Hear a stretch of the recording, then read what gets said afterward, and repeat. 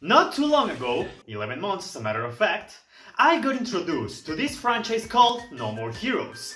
And if the 4 videos I have on each entry didn't make that clear enough, I resonated strong with this franchise. I don't need to go too in-depth as to why. If you saw the videos I made or played the games, you'll understand why I feel that way. There are so many things about them that I enjoy, from the simple yet fast-paced and satisfying combat, to the music that is such a delight to listen to, the absurd stories that carry a lot of humor and self-awareness. Some of the most important aspects for me are the characters and the boss fights, and they go hand in hand. With characters like, say, Travis, Batman, and Sylvia, I can expect to like them because they have a lot of screen time to get familiar with them. But the bosses are what fascinated me so much. Not just because most of them gave me a great fight, but also because these characters left an impression on me, even though they were only a few minutes on screen. If the title of the video wasn't obvious enough, I'm gonna rank every assassin, every video game boss, and every goddamn superhero from the No More Heroes series. I'll be taking into account their interactions with the main characters, how fun their battle was, the music that plays during their encounters, and of course my own personal experiences. The tier list will be divided like this, and I know there's not that many negative tiers, but that's because I'm very easy to place. If everything's ready, let's start with Death Metal. Death Metal is ranked as the 10th best assassin, and he is the second guy Travis has to fight in the United Assassins Association. The first guy was so shit, he died in the introduction cutscene. Death Metal isn't anything too special, but I believe he does an excellent job as an introduction boss. He's not too hard, but he's also no walk in the park, especially when new players are just getting used to the gameplay. His introduction gives you a bigger insight on the assassin world, and his talk with Travis about what a true paradise is lets players get a better understanding of the latter as a character. All in all, Death Metal fulfilled its role very well. He gave a fun battle in the gameplay department, and narratively tells you a bit about what you can expect. B tier is where he goes. Dr. Peace. There's so many things I love about this guy. Right off the bat, you know a lot about him. That he's a corrupt detective who also works for the mafia, and is a well-trained assassin. So skilled that even Sylvia tells you that you stand no chance against him. Followed by this cutscene that... it just gets me every time. No!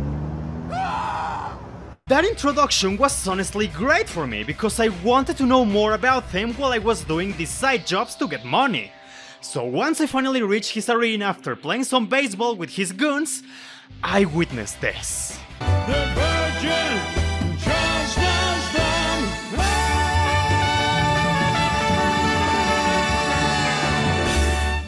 What a show that was, literally! The voice actor didn't have to go that hard, but holy shit! I'm glad he did! And the concert was just one thing. His interaction with Travis was both funny and interesting, with Travis expressing anger at how his fee money was used to pay for the arena and to give Dr. Peace a dinner with his family, followed by these two showing their natures as assassins. The battle against Dr. Peace had me on high adrenaline.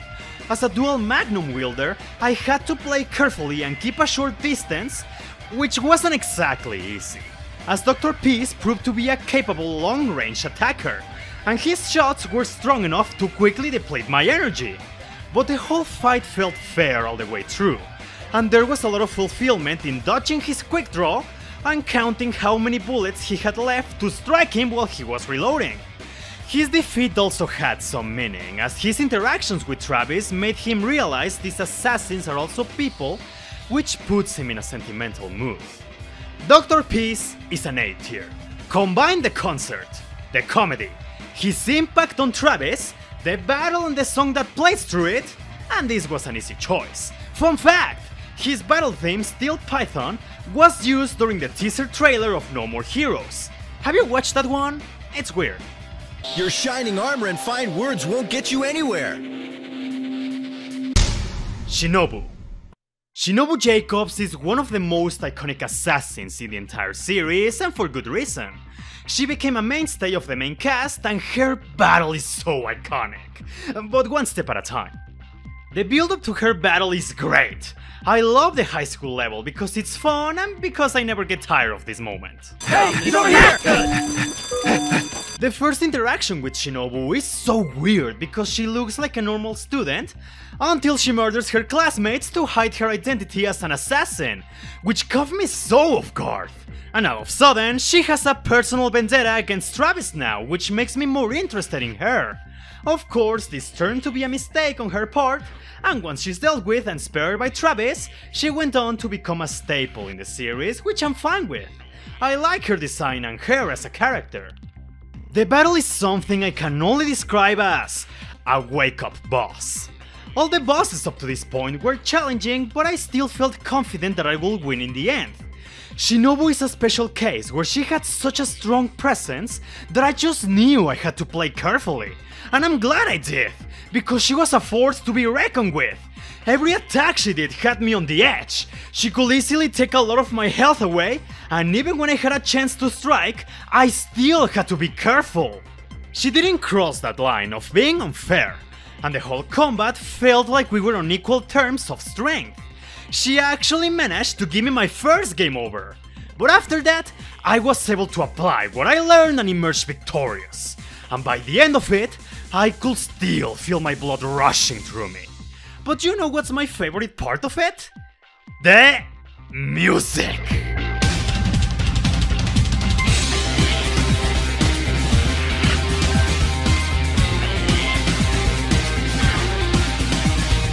Season of the Samurai is a track that sucked me in the first time I heard it. And even after playing all the games, it still remains one of my favorite tracks in the entire series. We are talking about top 5, and yes, I'll bring up the other 4 as we proceed. Shinobu has everything I look forward in a boss battle. She has a cool build-up, incredible music, and a challenge that really gets me excited and puts all my knowledge and skills to the test without feeling unfair. She is the first S tier of the list. Destroyman. Let Destroyman be an example of how a good first impression can do wonders to your character. If we were to talk about the best interactions in the game, Destroyman will easily score high for me. When I review the first No More Heroes, I mentioned that Destroyman was one of the easiest bosses in the entire game. And it's true. The fact that he says "destroy" before every attack instantly tells me that I should keep some distance from him. But easy doesn't equal bad, and Destroyman is a very fun character to fight. His battle theme, Stop Hanging DJs, is also a great listen, but his cutscenes are what I like the most about him. He's introduced as this polite and respectful delivery man, but something about him seems off. You know, if the corpses around him didn't make that clear enough. I love the detail that every time he speaks, you have these small tremors in the background signifying his madness behind that calm demeanor. He tries to sucker punch Travis with a laser beam, and even after that he still manages to convince him that he's a respectful fighter, and both shake hands as a sign of sportsmanship, only for him to electrocute Travis and finally start in the fight. And even after his defeat, he attempts to trick Travis once again, only for him to get cut in half while fighting bullets from his nipples. This scene always cracks me up without fail. Destroyman was so iconic to me that his interaction alone puts him on A tier. Yeah, gameplay wise he's a bit easy, especially after fighting Shinobu, but he's still a fun fight. And I don't doubt that a lot of people felt that way, because this isn't the last we will see of him. Holly Summers. She's sort of a Destroyman case, but not as crazy. Her interactions with Travis are the highlight for me, as their exchanges are more philosophical, and she plays a huge role in how Travis develops as a character. But unlike Destroyman, this battle is genuinely challenging. She knows how to use the terrain to her advantage, setting pitfalls everywhere so she can throw grenades as you climb out, using sand to escape your attacks, and shooting missiles that for some reason give her super armor. Admittedly, the pitfalls were a bit annoying, but the fight itself was genuinely exciting, and the battle theme, Samurai Summer, is very unique, but totally fitting. And holy shit, that ending is so raw! As we saw with Shinobu, Travis can't bring himself to kill women, and he does the same with Holly by sparing her. The difference here is that Holly believes assassins must die after they lose, so she puts a grenade in her mouth and blows her head off. When I saw that, I froze, but it also put into perspective how these characters think, and how they leave a strong impact on you as a player. That's why I decided to put Holly Summers on A tier. She just makes you think. Let's Shake! This doesn't count for the tier list, because Let's Shake dies before you fight him. But I only wanted to highlight his encounter because it features my favorite insult in the entire series. Hey! He's gone! Mr. Sir Henry motherfucker, he just jetted! What a pussy. That's all I wanted to do, but don't worry, Let's Shake will get his spotlight soon. Harvey Moisewicz Wolodarski. Hey, I can finally pronounce his name! Harvey's a great assassin with a fine battle. His interaction with Travis is the highlight for me, because it's a magic show that is both incredibly funny and fucked up. I just love how excited Travis is to participate on it. And the dialogue between him and Harvey is very entertaining. Not to mention the death of the latter is very gruesome. The problem with him is his battle. Generally speaking, it was a great time, but it had some annoyances. Harvey loves to teleport at any chance, and he naturally reappears as far away as possible from your current position. Occasionally you have the screen turned upside down, and that's it really, but it happens so often it's distracting. And during the second half of the battle he loves to use his insta-kill attack that, to be fair, is very easy to avoid. But god, he loves to abuse it.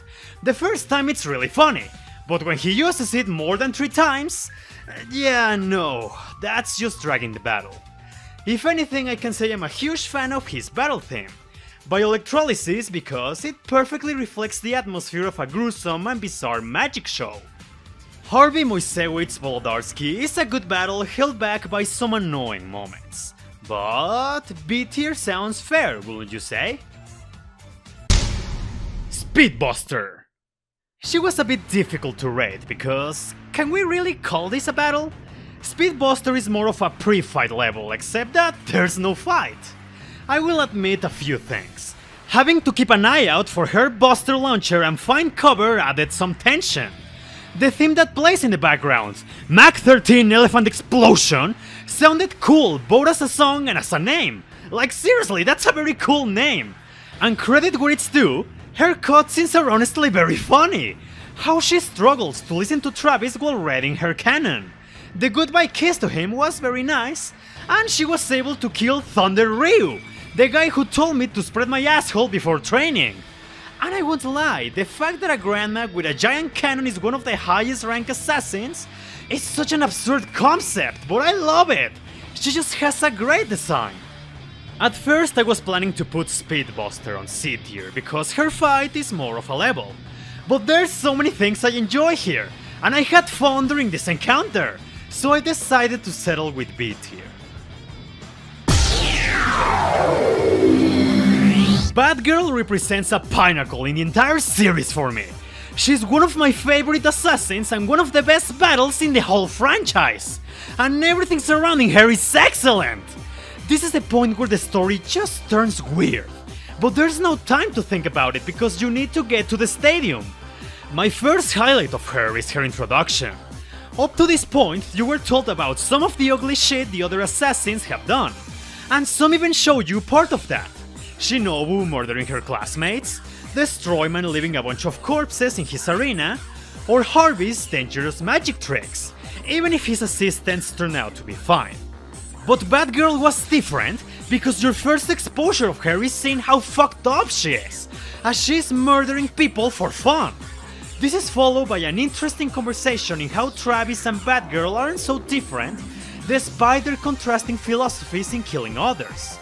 The ensuing battle is just spectacular. To not repeat myself, I feel with Batgirl the same way I do with Shinobu. It's a battle so incredible, so fun, and so challenging where it feels both sides are equally matched, but I still need to study my opponent carefully. The conclusion of this battle also impressed me. As Travis impales Batgirl but refusing to die, she still continues to fight to the point where she makes Travis forfeit the match, only for her life to end a few seconds later, with Travis also passing out due to the near-death experience. And you know, that's honestly how I felt! Batgirl was such an intense and memorable battle, I still felt that emotion even after it was over. And that music is just so good.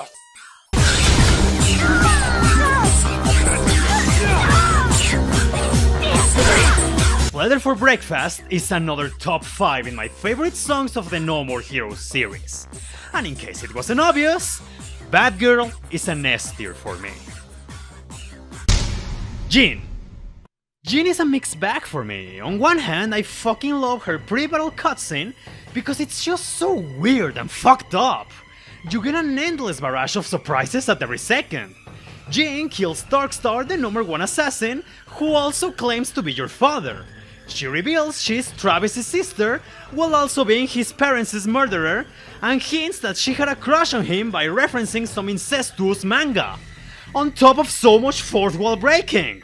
That's a lot to take in! But if I am honest, I'm not that big on her battle. She has a lot of things I enjoy. Her unique fighting style, her lightning fast attacks, and that Dragon Arena was really cool. My issue is that Jean dodges everything you land on her. You can predict her attacks, her movements, but striking her felt like a matter of luck. So it came to a point where I was getting impatient, and even though I won without dying, I didn't get that satisfaction I got with other assassins, which is a shame.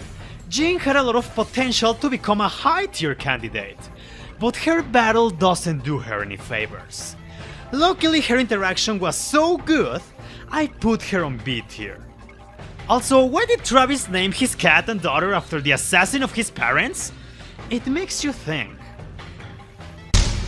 Mr. Sir Henry motherfucker! This won't surprise anyone, but Henry is an S tier. And what can I say I haven't already? His battle rivals what I felt with Shinobu and Batgirl. It's a duel to the death. No gimmicks, no bullshit, just a clash of beam katanas where all that matters is your skill and what you learn on your adventure. Henry doesn't just offer an incredible fight, he closes the game in the most spectacular way. Why would you bring up something like that at the very last minute of the game? I adore the ending because it's so Goichi Suda, so absurd, so over the top and so hilarious at the same time. Henry was simply the best way to end No More Heroes. He offered a memorable encounter, an exciting, genuinely challenging battle, and that music. We're Finally Cowboys is so fucking good. I can't put it any other way.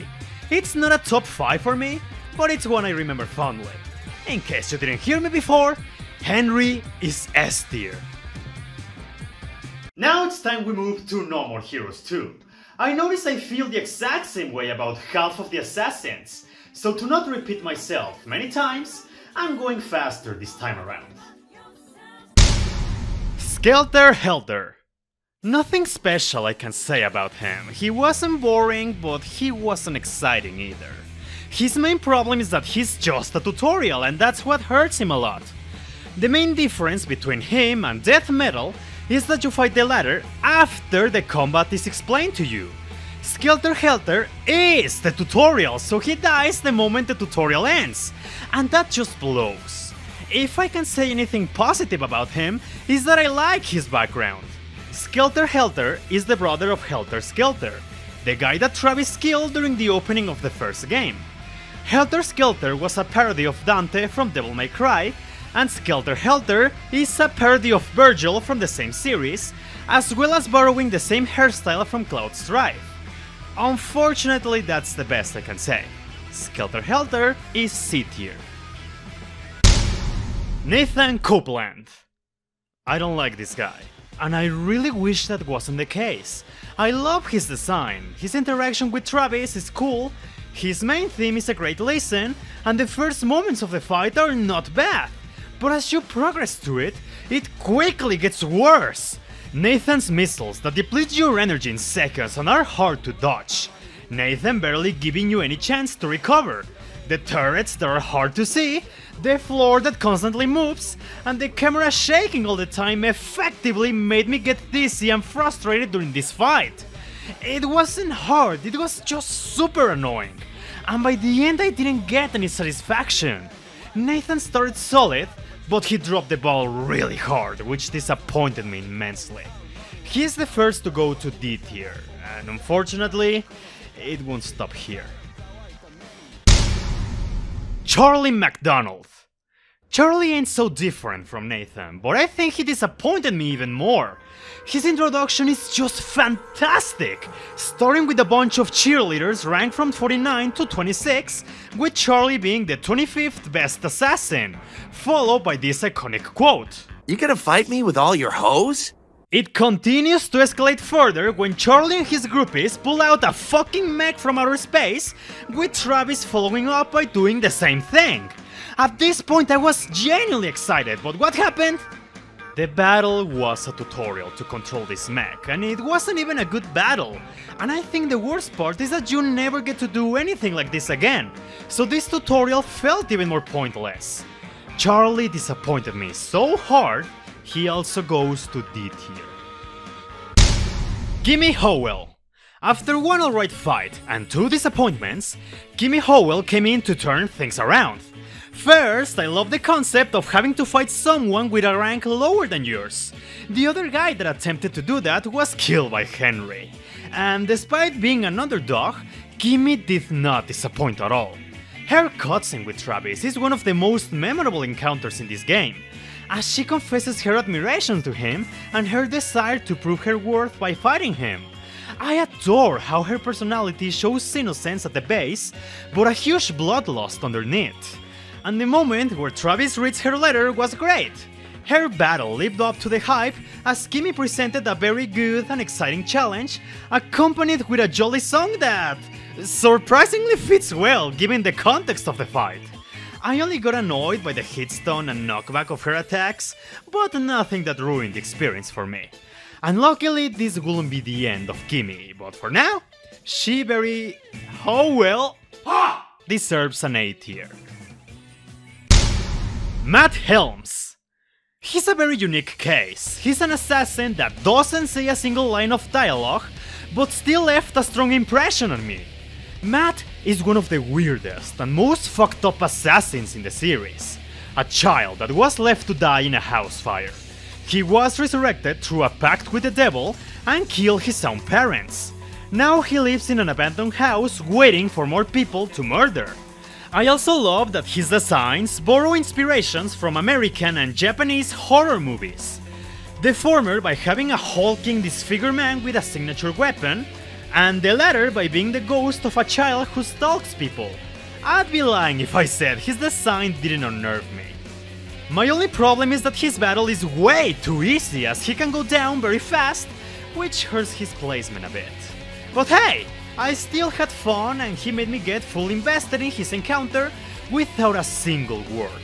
For No More Heroes 2, that's quite an achievement. Matt Helms earns the B tier. Chloe Walsh. Who? No, I'm serious. Who?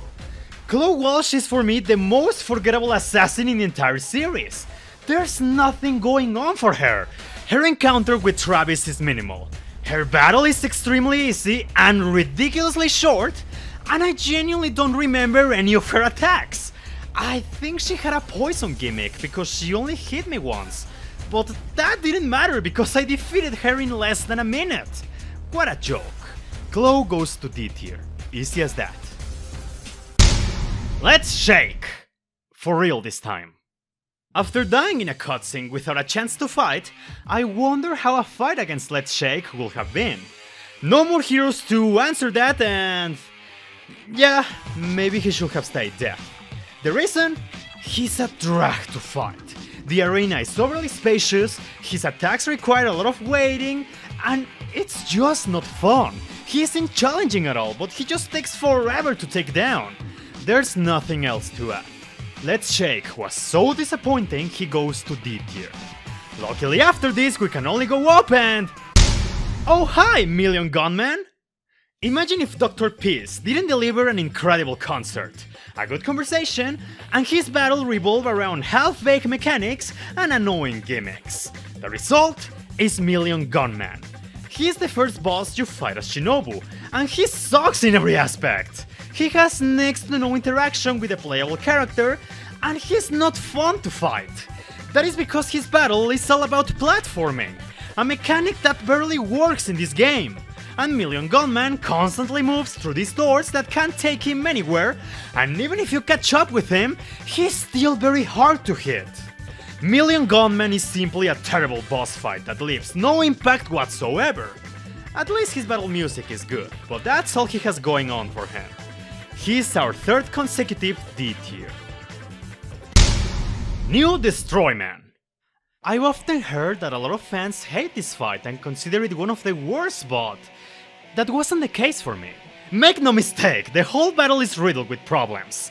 The Destroyman constantly dodging is just as annoying as the fight against Jin. And now you have to deal with two of them at the same time, and the battle still requires some occasional platforming which, as we know already, sucks. But I didn't hate my time with it, and like most assassins from 2, New Destroyman has a decent interaction with Shinobu. I like the detail that each half represents one side of Destroyman's personality. One is polite and well-mannered, while the other is foul and more aggressive. And the way in which Shinobu kills them by spinning on their head is such a sight to behold. Overall, this encounter is not even a shadow of the one in the first game, and it has more notable problems. But I didn't hate my time with it, especially after the last 3 bosses were awful. Some might consider me overly generous, but New Destroyman gets a C tier. Ryuji. He's a boss I was expecting to hit at first. The reason is because his first phase is a motorcycle battle, and I came upon a glitch where it's impossible to control it. I died like 20 times in No More Heroes 2, and 18 of those deaths were because of this glitch. But once I somehow managed to clutch a victory, the battle turned into a one-on-one clash of pure fun. I'm serious. Ryuji delivered a great battle that stuck with me until the end. And I just love the concept of this fight. Travis is a tiger, and Ryuji is a dragon. One wields a katana, and the other a naginata. These are equally matched warriors who grow mutual respect for each other as they battle, and that is just so fucking awesome. Ryuji was so cool and fun, I believe he earns an A tier. Mimi! I really wanted to like this battle, but I just couldn't. It had the perfect recipe to be great. It's unexpected, fucked up, you get to play as Mr. Sir Henry motherfucker, and the fact that she's some generic anime girl is hilarious. The problem? It's not a good fight. Mimi is an extremely annoying boss. She has missiles that are super hard to dodge, a spin attack that is guaranteed to stun lock you, a laser beam that pushes you away, she loves to move all over the map, she has the same problem as Nathan where the camera moves so much I start to get dizzy, and her voice just irritates me. That... Oh, I hate it! On top of that, there's the problem that Henry is not fun to play as. I swear, somehow his control feels worse. His combo potential is non-existent, and his moves just don't have the same flow or grace as Travis. For the only time we got to play as Henry in the series, he proves he's better off as a boss fight. Only positive things I can say are that watching Mimi die was super satisfying, and Henry waking up while Travis was jacking off was insanely funny. But still, Mimi goes to the D tier Hall of Shame. Margaret Moonlight. Reaper, Reaper, that's what people call me. Why? 'Cause they all die. I fucking love Margaret! Which came to me as a surprise. The level leading up to her battle dragged on for a long time, and her first cutscene isn't anything particularly special. But this is compensated by her having a great build-up. There's this one moment where Sylvia makes mention of her requiem, and anyone who listens to it will meet their end. So comes the time to battle and... oh, it's so fucking good! It's very obvious by far, No More Heroes 2 has had mostly bad boss battles. But Margaret is the one that made me say, everything leading up to this point has been worth it just to experience this battle. She felt like a combination of Dr. Peace and Shinobu. Whether it was long range or close combat, she was a true force to be reckoned with. Margaret delivered a lot in her battle, but nothing about her felt unfair. I was constantly feeling this rush of adrenaline the entire match. Her death was simple, but I still felt some emotions moving inside me and... oh... I can't express enough how much I love Philistine, the song that plays in the background. It's a fucking masterpiece, and the fact that the whole song is a diss track against Travis made it all more iconic. And yeah, this is another top 5 for me. It's no stretch when I say Margaret is one of my favorite and one of the best battles in the entire series. Her song alone could give her a high score, but she still delivered everything I love in a boss battle. Even before I thought about making this video, I always considered her to be S tier material. Captain Vladimir. Vladimir sets himself apart by not being a bloodlust killing machine like the other assassins. He's simply an astronaut who believes he's still in space and that the Soviet Union continues, thus mistaking Travis for an American enemy. His battle is... interesting, as he uses force fields to defend himself, fire lasers from a satellite, move at shockingly high speeds, and can use telekinesis to throw huge rocks. Where's Chris Redfield when you need him? I think the part that stuck with me the most is that it's hard not to feel pity for him, but it was nice to know I was able to give the captain some peace. Even Travis feels some sympathy for him and asks Sylvia to leave his remains alone. There's nothing much I can add. Vladimir was a very unique opponent that delivered an interesting challenge and was pretty fun. The captain earned his B tier. Alice Twilight. I like to compare Alice to Holly Summers, as I get the exact same emotions from them. Both are female characters with a mysterious air about them. They pose an interesting pre-battle conversation, and her deaths play a huge role in Travis's growth. The main difference between the two, of course, is their battles. But luckily Alice Twilight lives up to the hype, as she is basically some sort of General Grievous from Star Wars, wielding many beam katanas at the same time. The whole encounter was fast-paced, super fun, and surprisingly fair. Nothing about it felt like a drag, and every hit I landed felt earned, leading to some immense satisfaction after I won. This was simply a super enjoyable fight that earned an A tier. I don't consider Alice to be the best fight in the game, especially when compared to Margaret, but if she had been the final boss, I would have been okay with that. I only mention that because... you know what's next, right? Jasper Bat Jr. Let me take you back to 2012. You click on a video called Top 10 Most Annoying Video Game Characters. Some of the most common picks include Navi, which I always thought was hated out of proportion, Tidus, which I never understood because Tidus is likable, and finally there's Jasper Bat Jr. For the longest time, even before I played No More Heroes, I knew that this guy was hated by everyone. So I get to his fight and... would you believe me if I tell you I actually enjoyed it?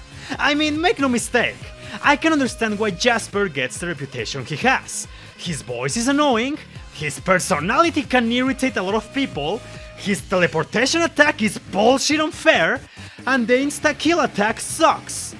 But I still had fun with it. I guess saying that is a bit unfair. Jasper was featuring so many top 10s hating him that I knew what to expect.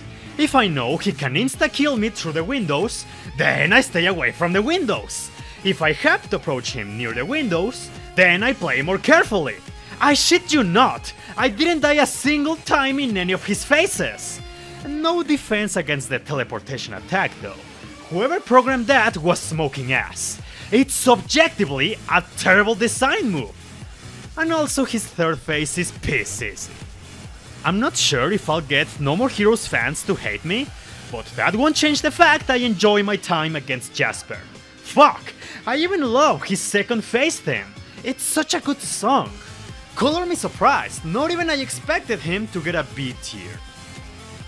Now it's time I tackle the Travis Strikes Again bosses, and look, quite frankly, everyone is incredible. A tier material.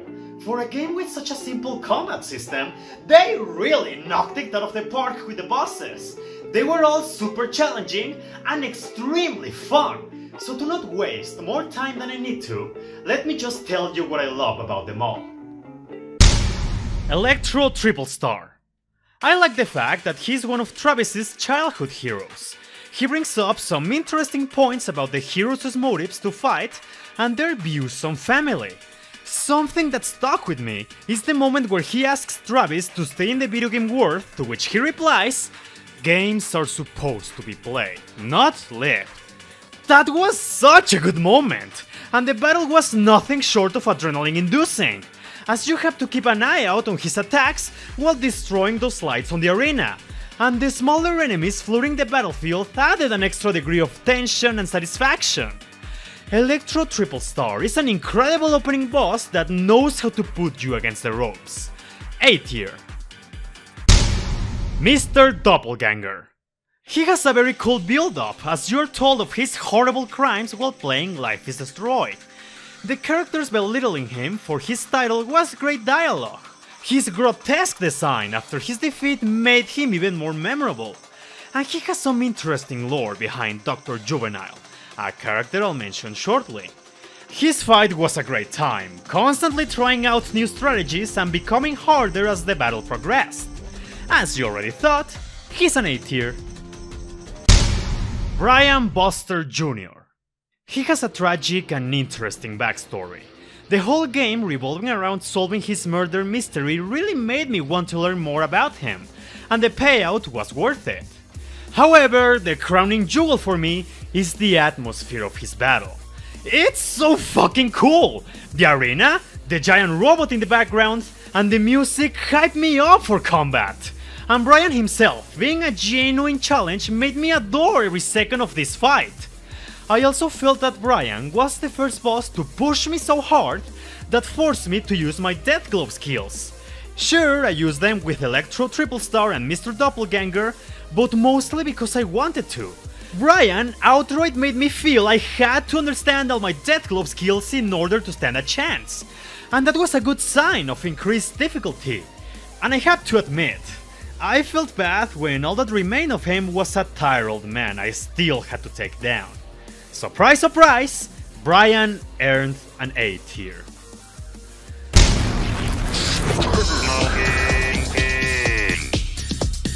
What is there not to like about Smoking King? He's a former sumo wrestler and bodyguard that eventually turned into a racer. One of the things I like the most about him is his personality and relationship with Travis. He's a guy who lives for the excitement of racing and battle, has some genuinely great dialogue, and there's clearly some respect between these two people, which made me connect and like him more as a character. His battle was genuinely fucking hard. Despite his massive size, Smoking King is surprisingly fast, bringing an interesting moveset that combines sumo and racing elements, all which can easily take you down if you lower your guard. I played this fight with a friend, and Smoking King still gave us a hard time. My only issue is that the arena made it difficult to see some of his attacks, which led to some unfair deaths. But I just get so excited with this fight! And a huge part of that is the music. Everyone by far had some great songs, but Smoking King delivered another top 5 for me. Love's Secret Desire is an immaculate track. I've lost the count of how many times I've listened to it, and I still get that rush through my veins every time I hear it. Can I repeat the same joke I did on the TSA video? Can I do it? Fuck it, I'll do it. This song is fucking God.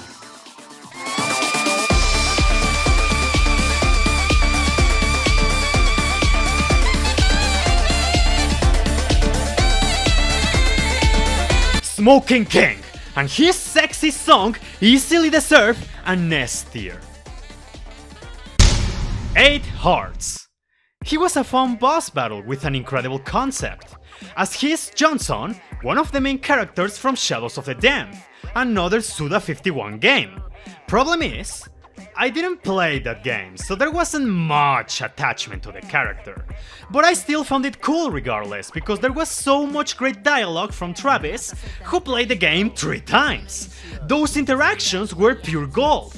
Even if you talk with him as Batman, you get some funny results too. 8 Hearts was one of the easiest bosses in the entire game, but I still had a lot of fun. His second phase in particular really caught me off guard, and his song, Welcome to Hell? Mwah! It was very catchy and unique. With nothing else to add, 8 Hearts lands his A tier. Dr. Juvenile, White Shipman. I think one of the coolest parts about this is that I never saw this battle coming. Throughout the game, you learn more about Dr. Juvenile and the mystery behind the Death Drive Mach 2 console you've been playing. She added a lore so interesting I didn't expect to see in the No More Heroes universe. So having her be the final boss was perfect, and she did not disappoint. White Shipman has this godlike motif that gives it a stronger presence. It can teleport, summon a vortex that sucks you in, set traps of light, and use bubbles that can track you down. And her music is so strange. It's a different take on the NMH theme, but also uses parts of a mysterious Russian transmission that has been playing for years. That's very creepy actually. Dr. Juvenile gave me a good challenge worthy of a final boss. It had me on the edge, it made me think, and it made me learn. Guess what? A tier. And I say final boss lightly because there's someone else that just... Silverface! Yeah! Do I love everything about Silverface! First, he has an excellent build-up. When you start Killer Marathon, the opening cutscene presents Silverface as this ruthless killing machine. The level itself is pure adrenaline and incredibly hard, but that made me all the more excited to complete it. So I get to Silverface, and he proceeds to leave a mark on me. Silverface isn't exactly what the opening makes you think. He's actually a weak and calm person who detests blood and violence. He even has a small existential crisis for being a DLC boss, and even mentions that most people only care about Batgirl. But underneath that weak and frail man lies a bloodthirsty beast, one that proves to be the biggest challenge in the entire game.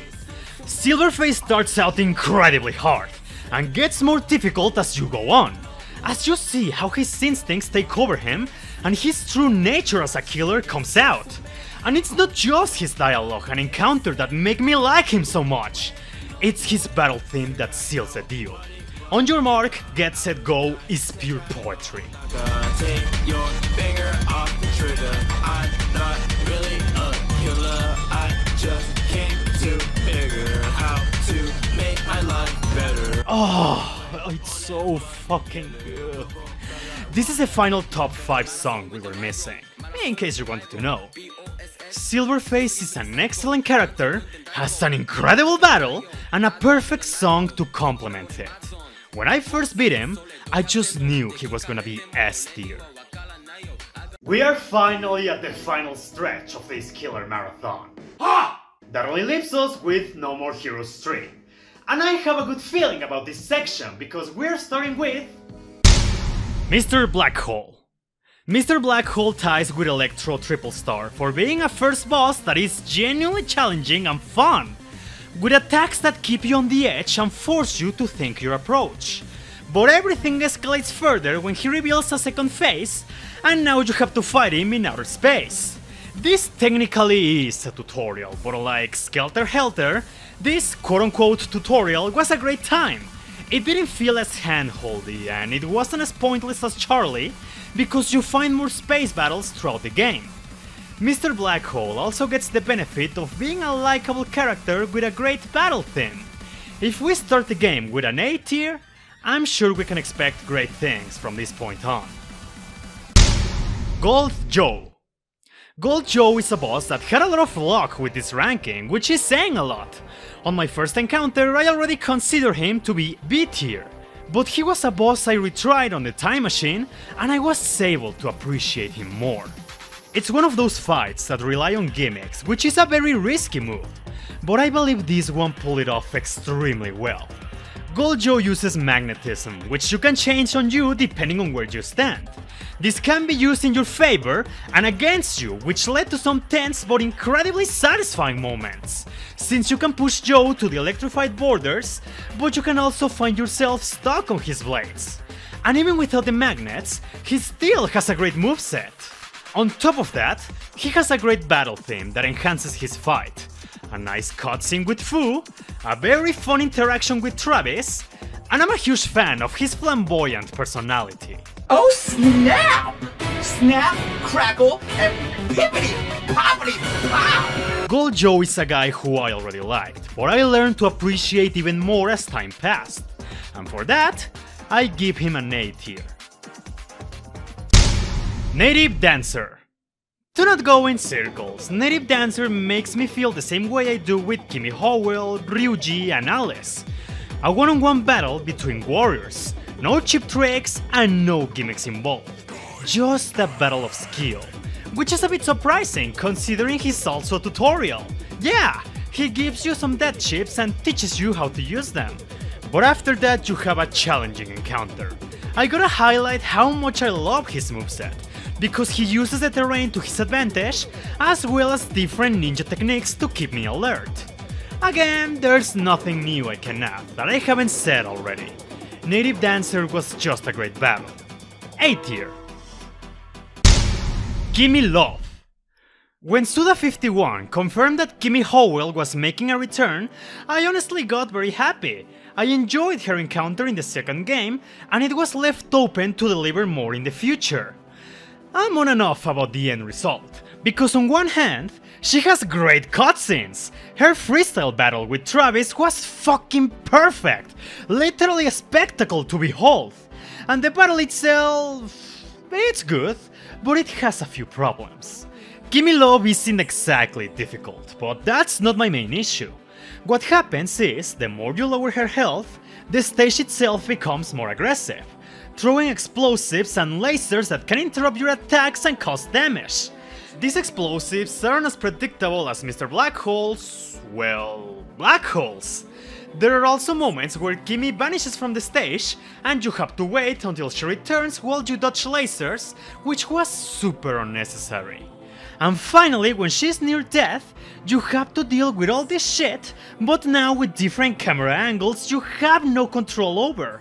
This can easily fuck up your depth perception and lead to a lot of cheap shots. In the end, Gimme Love is not terrible by any means, I still enjoyed the fight.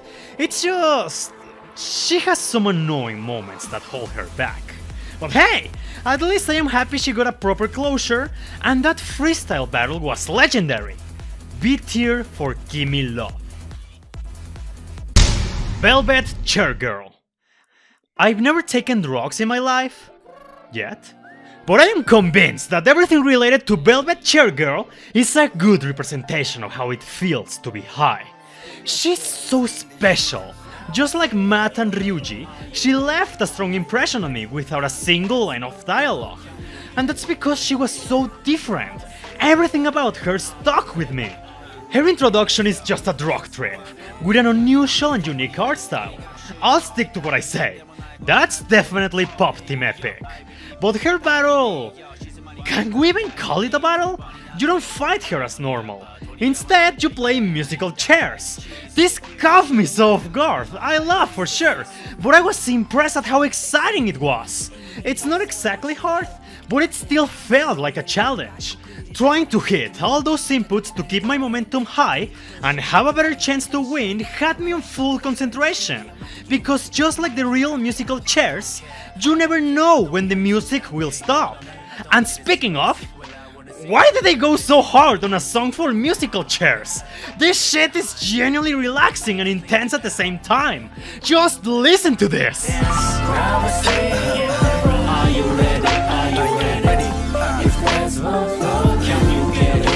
The the second part of the fight against Oma was alright.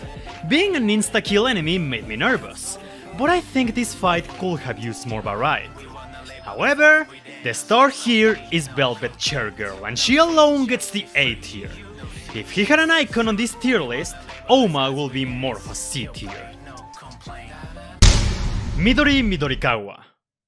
Midori shares similarities with 8 Hearts, in which your enjoyment on her can be boosted if you knew about her before her fight.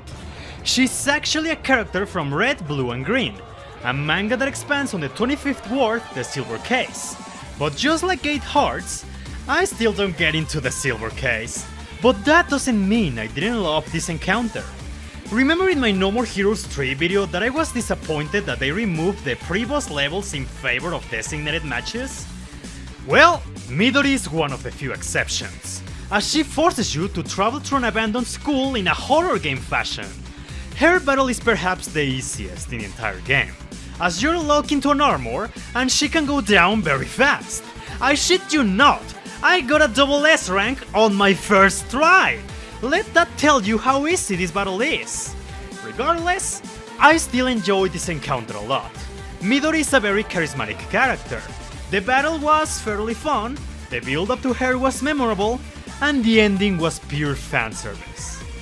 The true end is killing the past. I put Midori on B tier. Destroyman, True Face. It's impressive how despite being killed many times, Destroyman just finds a way to get back up. And I don't mean that in a sense that he comes back to life, but because this fucking fight is fucking incredible! There's not a single thing I don't like about it! First you have a teaser that Henry will appear, only to be introduced to a new character named Notorious, and he's fucking cool!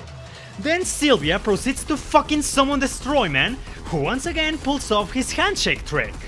And I just find it so funny how Travis hesitates, referencing the first game, but still falls for it.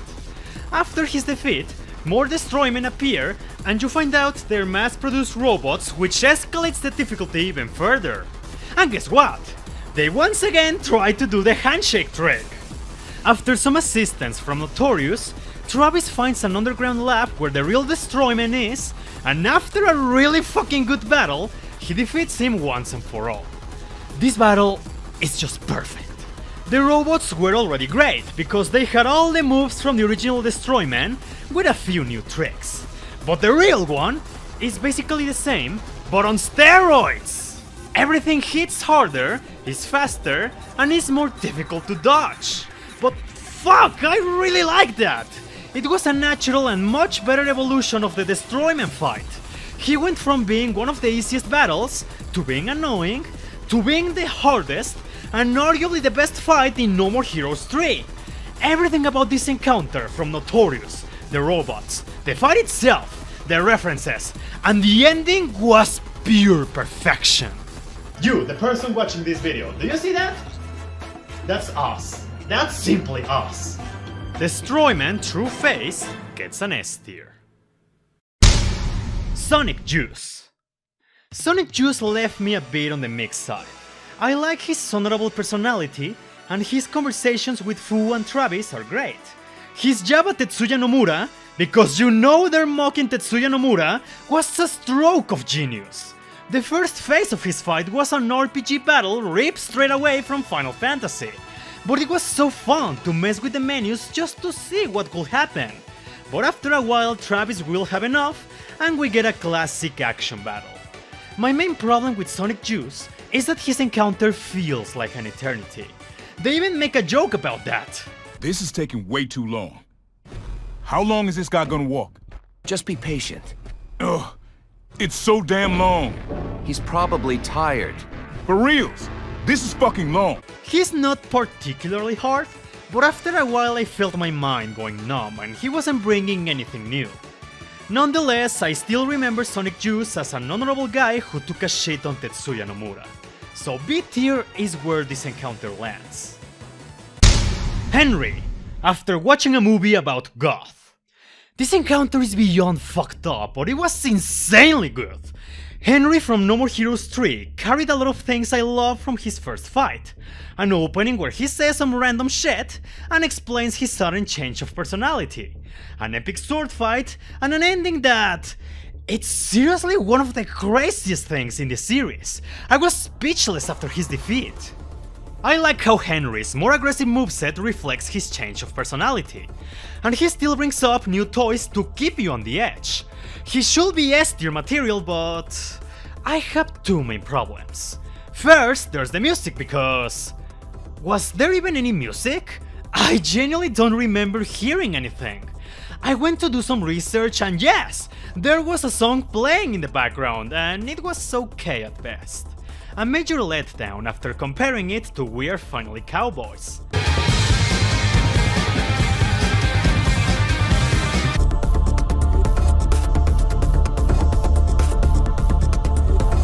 My other issue is that, at first, I found him a bit easy. I can admit I got a bit lucky at times with Shadow Step, and at one point I got a triple green 7, but like... on my first try, I got a double S rank. How did that happen? I still went on to do a rematch against him, and some of that mentality was turned around. He can pose a great challenge when you don't use the armor. All in all, Henry, after watching a movie about Goth, didn't leave me an impression as strong as the first game. But he was still a great and memorable encounter, so the A tier is where he goes. Fu. After having a strong presence and a lot of great cutscenes throughout the game, I was very excited to fight Fu.